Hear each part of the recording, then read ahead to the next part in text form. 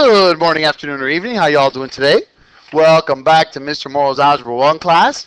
Today we are starting Chapter 8, and we're starting to talk about today about quadratic functions. In Chapter 7, we learned how to work with polynomials. Specifically, we learned how to factor polynomials, and that is going to be a very important skill coming soon, okay, to this chapter. But before we get into that part of it, we got to first learn how to identify and figure out what these quadratic functions are in general. And if you remember, going back in time, a linear function is y equals mx plus b. A linear function gives you a straight line. How do you know it's linear? Because the degree of the function is 1. When x has a degree of 1, an exponent of 1, it's invisible, that is going to be linear. A quadratic function is y equals ax squared plus bx plus c, or f of x equals ax squared plus bx plus c. Please remember that y and f of x are the same exact thing. It's just a different name, a fancy name for it. What do you notice about the degree of a quadratic function? It's squared, right? The degree of a quadratic function is 2. So when x is squared, you know immediately, hey, I have a quadratic function. If x is squared, it's a quadratic function. Not if x is to the power of 1 or to the power of 4, 7, or 3. If x has a power of 2, and that is the highest degree of that function, it is a quadratic function. And this is what quadratic functions graph out like. Okay? You have this red guy. We're going to learn all about this. And you have this blue guy. One of these is positive. The red one is positive, and the blue one is negative. That's what it's going to look like. Those are the graphs of quadratic functions. They are U-shaped graphs. Okay? A lot of bridges and railroads are held by U-shaped graphs, these parabolas. The Roman aqueducts were parabolas.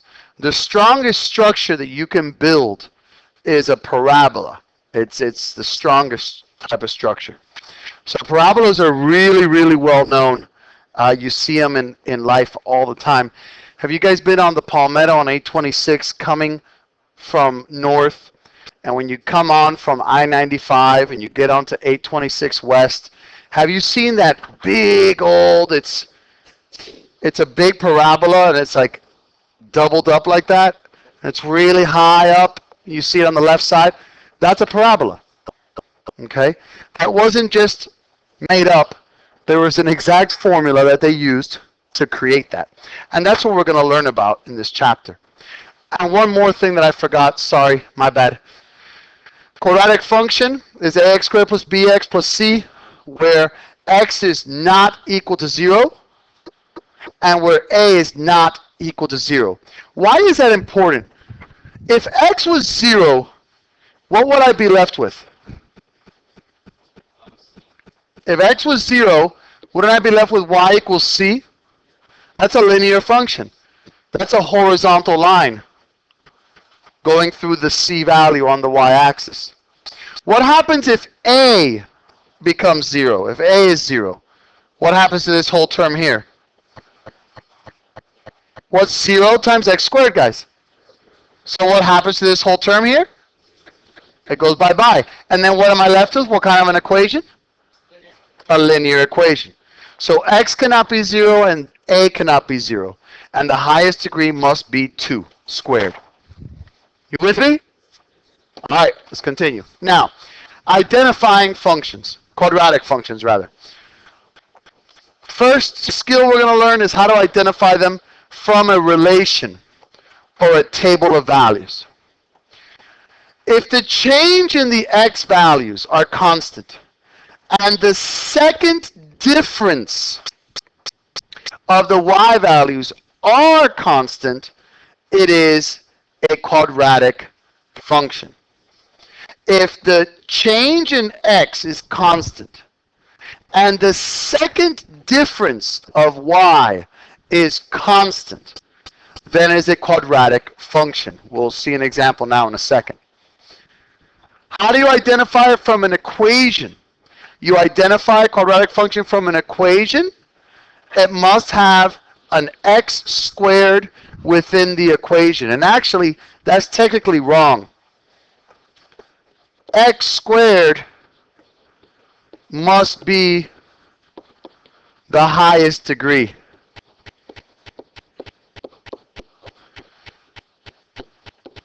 Because I could have this, y equals x to the fourth minus 2x squared minus 8. And that does not mean that it's a quadratic function just because there's an x squared. It has to be the highest degreed x. Okay? So, let's check out how this works with a table.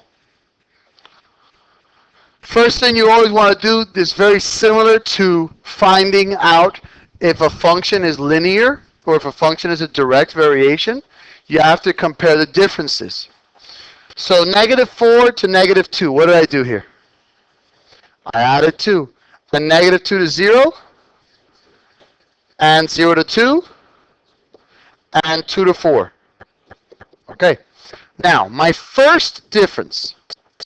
If I get it constant on my first difference, then I have a linear function. If it's constant on my second difference, then it's a quadratic function. If it's constant on my third difference, because that's coming in the future for you, that would be a cubic function, etc., etc., etc. So my first difference here, from 8 to 2, minus 6. From 2 to 0, minus 2. 0 to 2. And 2 to 8. Okay. -6 over 2, that's -3. This is not constant, is it? No, it's not constant at all. So let's try our second difference. From -6 to -2, added 4. From -2 to +2, added 4. From 2 to 6, added 4. Are these constant? Guys? Are these x's constant? So this is quadratic. You got to look for your second difference. Sir, thank you. The second difference, what I mean is this, my man. Thank you so much. The first difference is how did I get from 8 to 2, 2 to 0, 0 to 2, 2 to 8? That's my first difference. My second difference is how did I go from -6 to -2, -2 to 2, and 2 to 6. That's my second difference. Does that make sense, my man? Thank you so much for asking. Okay, B, yes, sir. What's the point of finding the column of x, the difference? You have to find the x differences because they have to be constant as well. That's why in the definition it said if your change in x is constant and your change in the second difference is constant, then you will have it quadratic. Thank you, sir. So from -4 to -3, what do I got? +1. And from -3 to -2, and -2 to -1, and -1 to 0, and then 39 to 18, -21, thank you. 18 to 3, -15. 3 to -6, -9, and -6 to -9. Okay, my first difference is definitely not constant, so it's not linear. Let's try my second difference. From -21 to -15, +6, very good. From -15 to -9,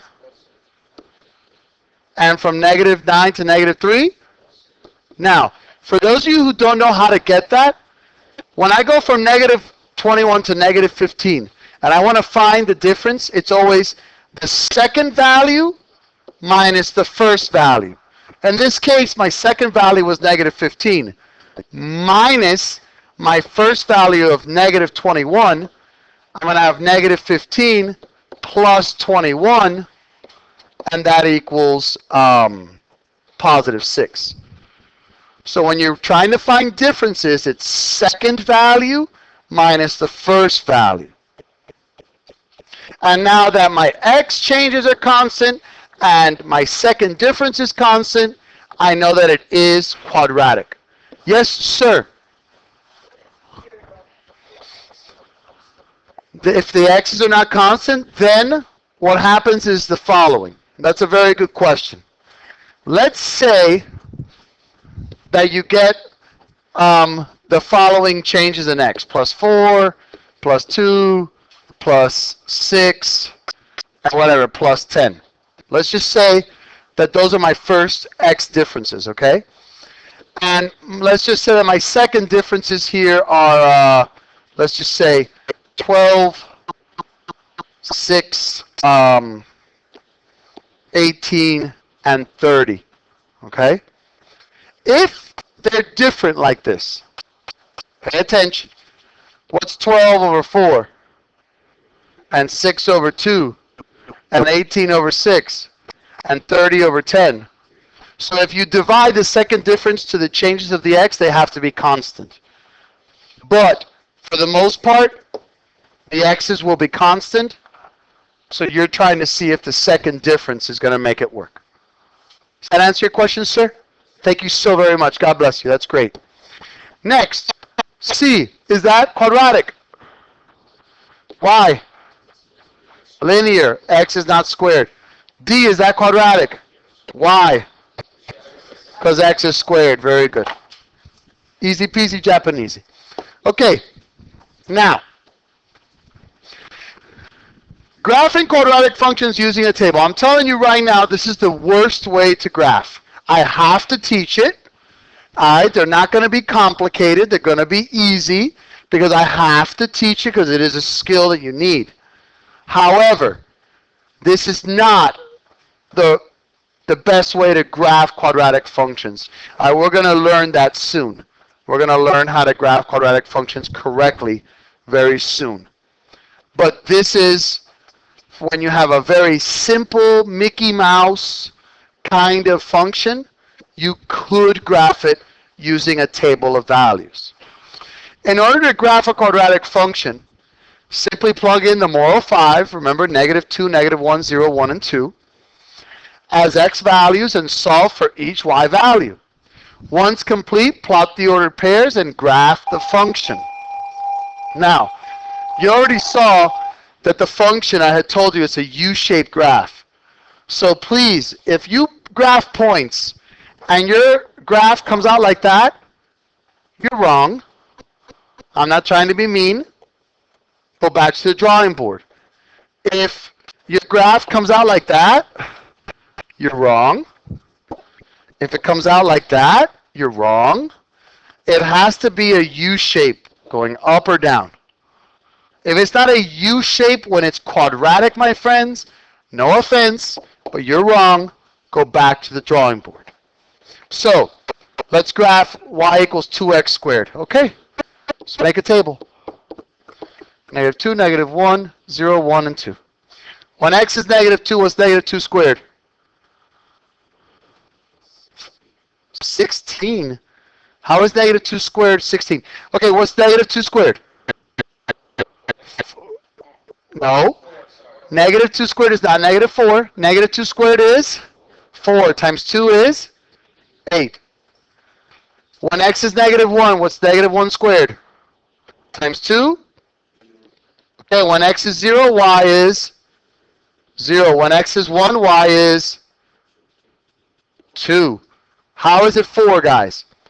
2 times 1 squared. How is that 4? Who does this exponent affect? The 1 and only the 1 in this case. So that would be 2. When x is 1, y is 2. And when x is 2, y is 8. And now graph it. 0, 0, 1, 2, negative 1, 2, negative 2, 8, and 2, 8. And literally, that's my graph. It cannot be any other shape than that, my friends. Mr. Morrow's not going to put one on there that you should draw as a star to mess with you. No. We're going to graph quadratic functions, my friends. Okay? Now notice, this was positive, right? Notice how it points up. Let's see what happens when it's negative, and let's see if we can figure out a rule for this. Again, I'm going to graph my moral 5. When x is negative 2, what's negative 2 squared? No, negative 2 squared is not negative 8. Negative 4, no, it's not negative 4. Negative 2 squared is times negative 2, negative 8. There you go, good job. Okay, when x is negative 1, what's the square root? What's negative 1 squared? 1 times negative 2, done. When x is 0, y is? When x is 1, y is? Guys, what's 1 squared? 1 times negative 2 is negative 2. When x is 2, no, it's not 8. It's negative 8. What's 2 squared, guys? Times a negative 2, negative 8. So I got 0, 0, 1, negative 2, negative 1, negative 2, 2, negative 8, and negative 2, negative 8. And again, you have a U-shaped graph. What do you notice about this graph, though? Is pointing up or down? Down. When you have a negative value here in front of the x squared, it's going to be pointing down. And we're going to go over all of that right now. Does everyone understand where we've gone so far? So we know that quadratic function has the highest degree is that of a 2. Good man, that's x squared.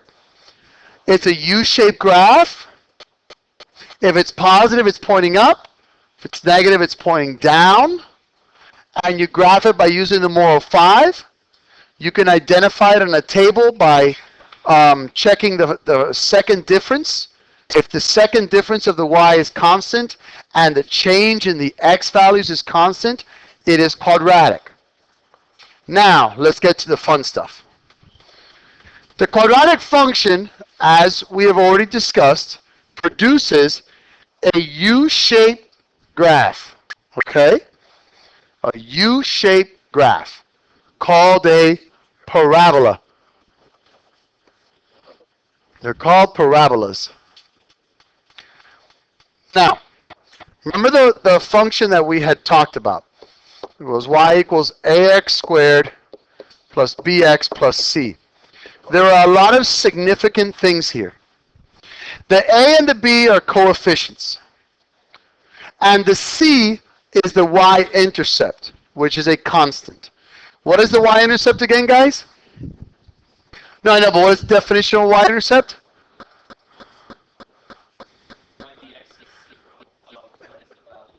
Thank you. It's the y value when x is 0.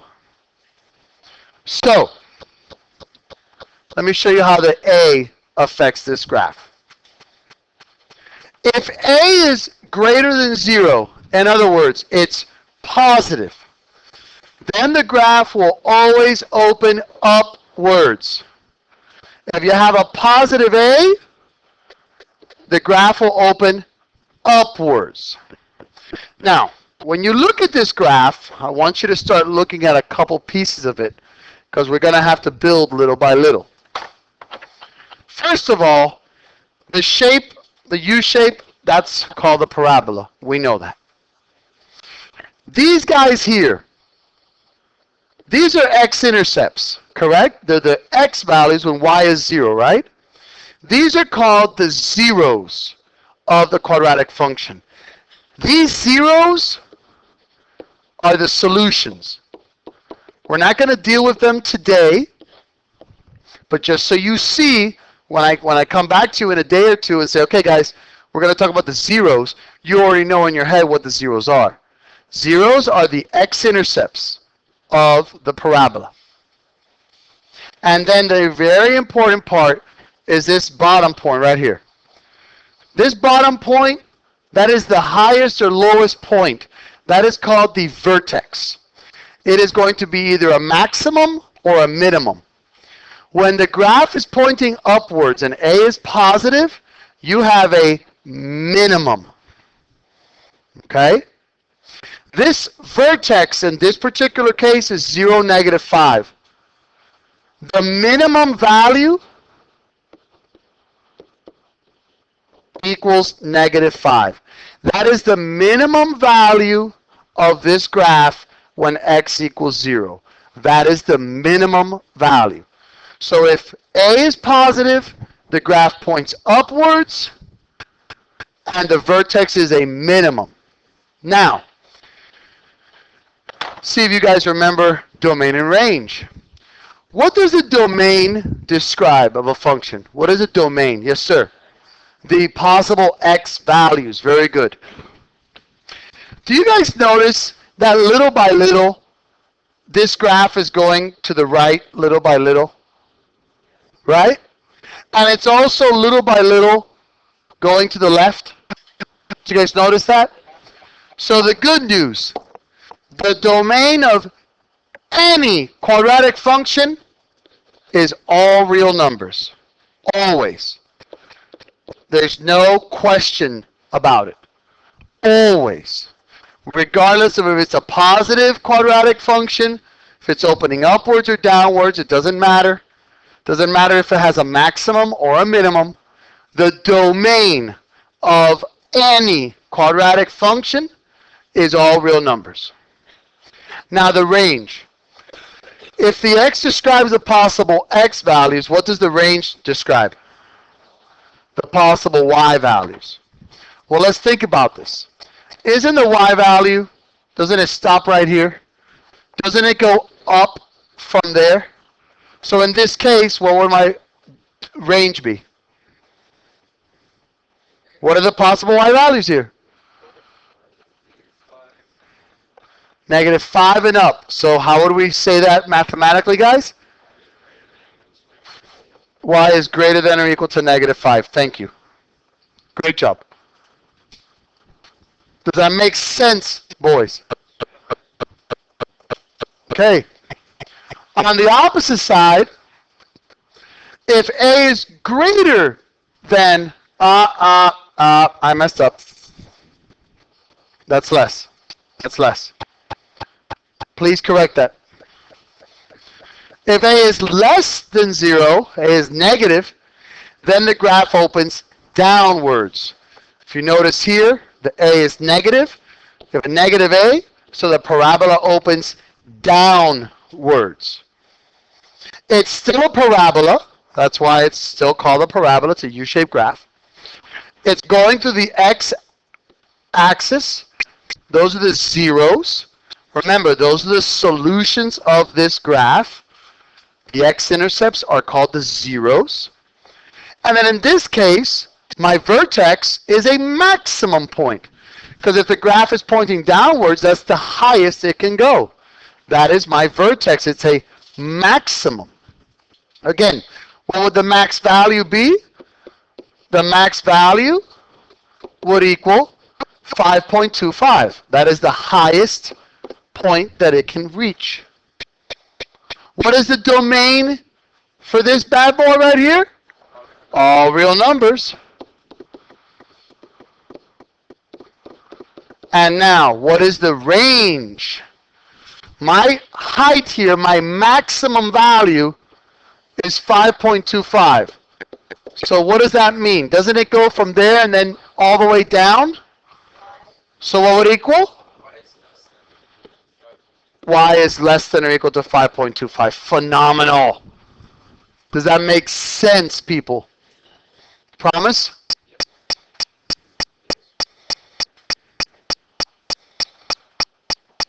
May I continue? Thank you. Okay.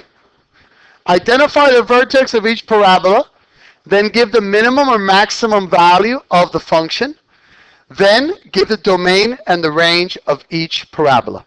So 1, is this a minimum or a maximum?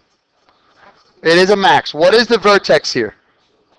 Okay, so my vertex, it's the first thing they ask you for, is 2, 1. Very good. And that is a max. Okay, step 2. What is the max value? It always goes to the y value, guys. What is the max value here? 1. Remember, here's the x value of 2. But at 2, doesn't it go to the highest point of 1, which is a y value? Does that make sense, my brothers? Talk to me, guys. Okay? And then step 3, give the domain. What's the domain here? Domain is all real numbers. You can do a double R like this. That means all real numbers. And then the range, I heard someone saying it. Nope. Y is less than or equal to 1. Do you see where you messed up, my man? Thank you, sir. Okay, next. Step 1. What's my vertex here? Please. 3, 2. Fantastic, Betty Sue. Good job. Is that a max or a min? A min, because it's pointing upwards. Good. Step 2, what is my minimum value? 2. At x equals 3, doesn't it give me the lowest possible value of y equals 2? That's why that's my minimum value. You feel me there? Domain 3, domain. All real numbers. And then range. Y is greater than or equal to 2. Very, very good. Very good job. And we're done. Hope you learned a lot. Thank you very much and have a great day.